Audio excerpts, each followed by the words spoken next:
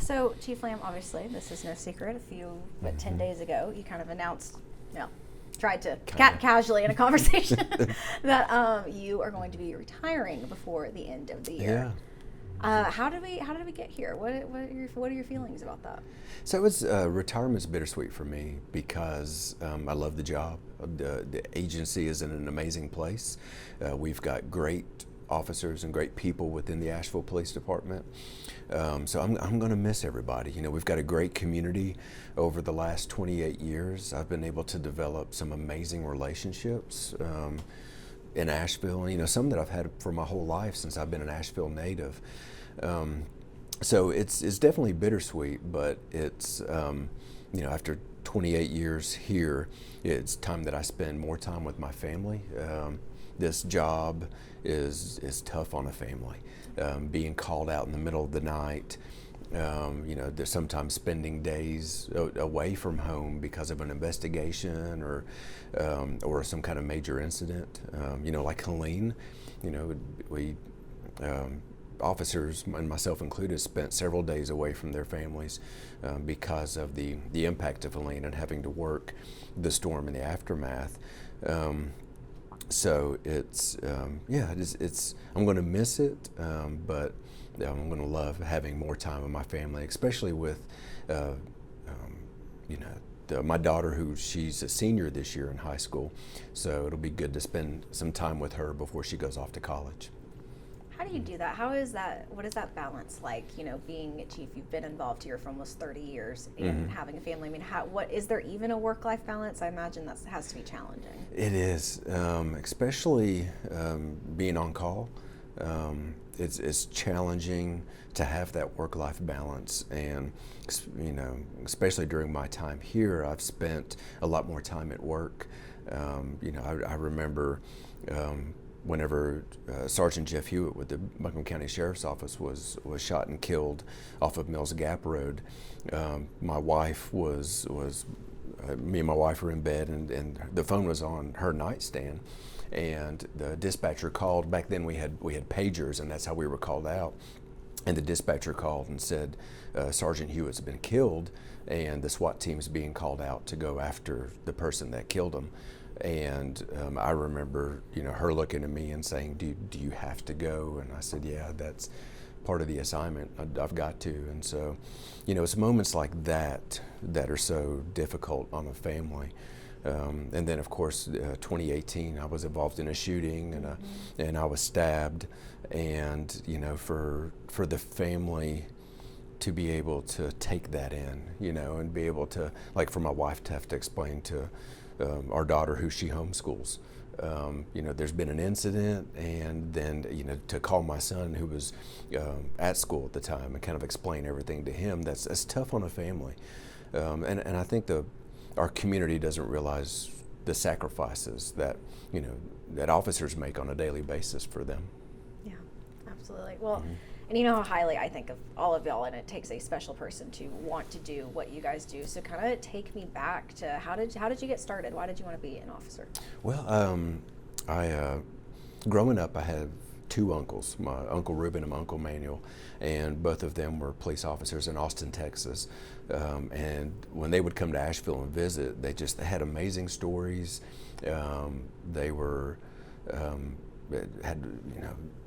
they were fun to be around, and so it was neat hearing about their experiences at the Austin Police Department. And so fast forward to when I was in college, while the rest of my classmates at Western were at the Atlanta Olympics helping out there, I went to Austin, Texas, and did an internship with the narcotics unit with the Austin Police Department, and that solidified it. I was seeing everything that they did, doing all those investigations, especially on the undercover side. I got bit by the bug, so I jumped both feet in, and then I had a community policing class from then Chief Will Anarino with the Asheville Police Department, and so that got me connected with APD, and I put in an application and got hired in February of '98. So what did that look like, your 28 years here moving through the ranks? Oh gosh, a lot. I did 5 years on patrol. working day shift and night shift. Back then we rotated where we did a week of days and a week of nights on the patrol shift. And then I spent, I think it was 6 or 7 years within our drug suppression unit, where we did major drug investigations, but more so street level drug investigations. And then I spent 2 years as one of the department's first gang investigators. And then I was promoted to sergeant after that.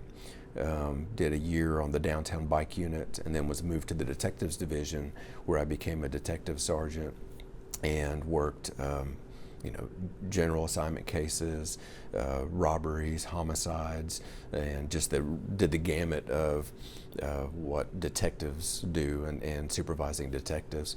And then I was promoted to lieutenant in 2016, and had different assignments as a lieutenant, from doing some time in recruitment to being a district commander in the various districts over the city, and then was promoted to captain in 2020 over the community engagement division, and did 3 years there, was promoted to deputy chief, and then became chief in December of 2023.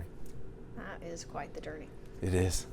Obviously, you're from Asheville. You're from here. So yes. To be able to do all of this here in your hometown, did it make it that much more important to you? Did you ever think about doing this job elsewhere? I did. For a time, I thought about going to Austin. Also, the U.S. Marshals. That was popular in the movies at the time, with all the U.S. Marshal movies that were coming out. But then, once I had the community policing class with Chief Anarino, that's when I decided on Asheville. And at the time, I was dating my now wife, and we got engaged, and so we wanted to be close to family here, so that solidified also staying with the Asheville Police Department. How have you seen this city kind of evolve through the years? What are some of the biggest takeaways from Asheville 28 years ago to now? Well, wow, yeah. So growing up here, when I was in middle school, I used to skateboard a lot, and we would come downtown. And in the late 80s, there was nobody downtown. You had a couple of businesses that were downtown, but you didn't have a lot of people that were shopping, visiting, just enjoying time. So it's been neat to see the progression of businesses that have increased downtown, between shops, breweries, restaurants. When I was growing up, everyone went to the mall or went to Bowcatcher Cinemas and kind of went to the outlying areas. So it's been really good to see Asheville grow, especially downtown become kind of the economic engine of the city, and so that's been neat to see. What are you most proud of that y'all have done as a department for downtown and city as a whole? Oh gosh, so recently I'm really proud of the 36% decrease that we've had overall in violent crime. We did have a few shootings, especially back in July, where we had 4 shootings in 4 days. But it's been really good to work with the community on that. So I think the thing I'm most proud of are the relationships that I've developed, and that the leadership team within the agency has developed, because whenever we had those 4 shootings, we had several community members that were concerned, and we got news from them of a shooting that was supposed to have on Friday of that week. And so with that information from community members, we were able to put officers in the neighborhood that the shooting was supposed to happen, and prevented a shooting from happening that night. So that's why relationships are so important, because a lot of times you can solve cases using those relationships, but most importantly, you can prevent violent incidents from happening. So when we talk about who is going to replace you, for what you can talk about, obviously you were a hire from within, which was the first time since, was it 2004 that the department did that? Yeah.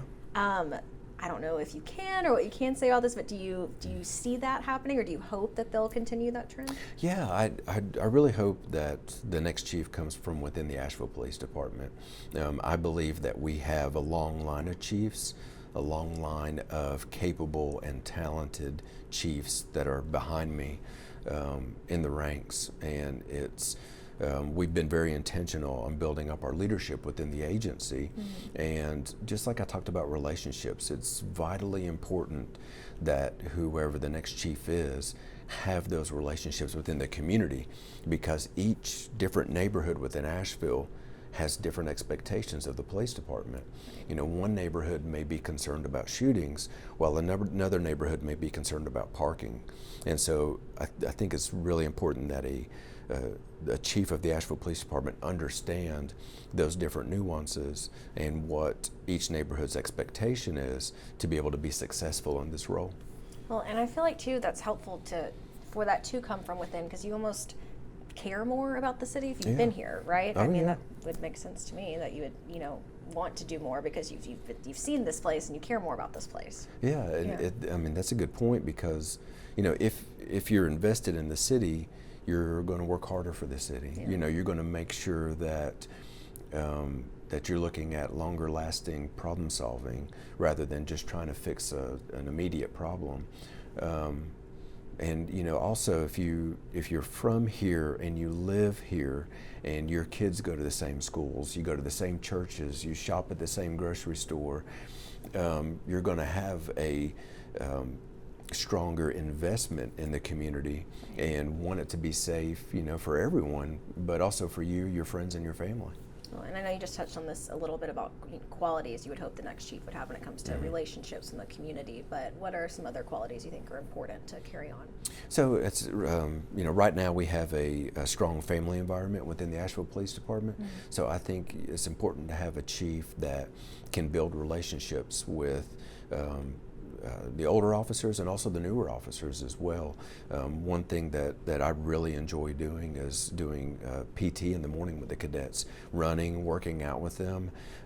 It helps me to learn their names, learn about their family, learn about them individually, because one of the reasons it helps is because when I see them in the hallway, I know their first name and they know me.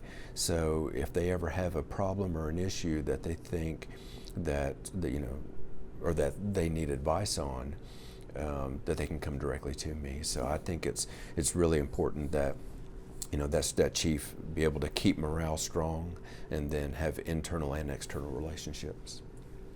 When you think about your almost 3 decades here and the legacy that you hope you leave, how do you want to be remembered for your role here? Oh gosh, wow, that's a good question.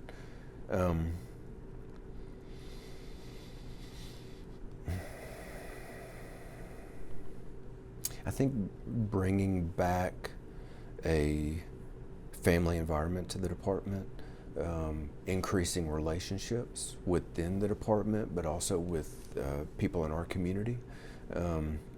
The increase in staffing that we've had over this last 2 years, that's been really good to have a cadet class of 15 and then a cadet class of 21, and we're rebuilding the ranks, and so it's been good to see not only brand new people put in to be cadets within the department, but also a lot of officers that have came back to the Asheville Police Department after leaving in 2020. And so to me, that shows a healthy environment here. I'm also very proud of the relationship that me and the executive staff have with City Hall, City Council. We've had a lot of strong support over the last 2 years from the majority of City Council, and so that's been good. And how important are those relationships? Because y'all have to work together as a team. Yeah, the relationship with City Council is crucial because they hear concerns from the community, and they need to feel comfortable enough to reach out to the Police Department administration to see what can be done to address those concerns, and that way the community feels heard also. And I'm just thinking, in my head, the last, 7 years of and this is just what I'm thinking that you've gone through, 2018, the stabbing that you were in, obviously 2020, the just complete chaos and, hardships for police officers, COVID. Yes. Helene, there's just a lot that you've gone through as a leader in this department. What has this last decade specifically been like for you with all of these events going on? Yeah, it's wow. The last decade has been surreal. Yeah. Especially when you put it like that, because it's and thinking about everything that's happened between my stabbing, COVID, the riots downtown, Helene. That's been a lot for myself and the agency to go through. But I also think that we're stronger as an agency because of it. An example is after my shooting, I really got focused on officer wellness and not only physical wellness, but mental wellness as well. So we've been able to take some stuff that I learned during that time, and we started a wellness policy. We have a wellness coordinator. We have embedded mental health clinicians that were crucial, especially during Helene, whenever officers were here working, they didn't know the status of their homes. We had detectives that were doing body recoveries during that time. And so it was really important to have a therapist with us to be able to, share struggles, to get tips on how to cope with seeing those things and the trauma involved. So I think, over everything that I've been involved in and we've been involved in as an agency, it's just made us stronger. So I know you've said that you will be retiring later this year. Yes. Can you say when that's happening? Yeah, so my last retirement day so my last official day working for the police department is November 30th. So my first day of retirement is December 1st. Look at that, going into the holidays. Yeah. Retirement, that'll be fun. Yeah. Is there anything, these next 2 months that you're hoping to accomplish before you close this chapter? Yeah, so right now working with the city manager's office to determine an interim chief and until a permanent chief can either be selected or appointed to the police department. That and a transition plan to see how, if an internal chief comes up, how we'll progress through the ranks. As far as there'll have to be a new deputy chief, a captain, right, and so on and so forth. But then also we have our real-time intelligence center that we're trying to get up and running. So we've got a lot going on right now. We got promotions that'll be coming up in the next week or two. We're starting back our traffic safety unit because of the number of traffic fatalities that we had last year and the year before. We set 2 records, unfortunately. So it's good to see staffing increase and us to be able to bring back those units that are important for the safety of the city. Is there anything else that you think I've missed that you want to touch on?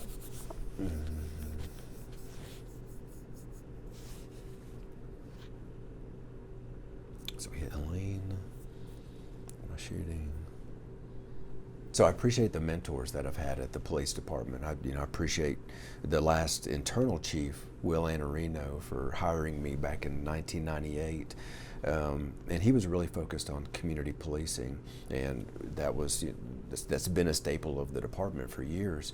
And then after Chief Anarino was Chief Hogan, and it was good to see Chief Hogan this last weekend it was good to see Chief Hogan week before last, because we had a retirement gathering of retirees from the department, and Chief Hogan gave me a lot of opportunities. He helped let me be an instructor and become a PT instructor, and then he had started our in-house academy. So the in-house academy we had ran from 2005 to 2013 under his leadership, and now we're starting back our in-house academy, which is in session now because of the 21 cadets that we have. And there's been so many good mentors along the way within the agency. So I really appreciate all the leadership and guidance that I've had over the years.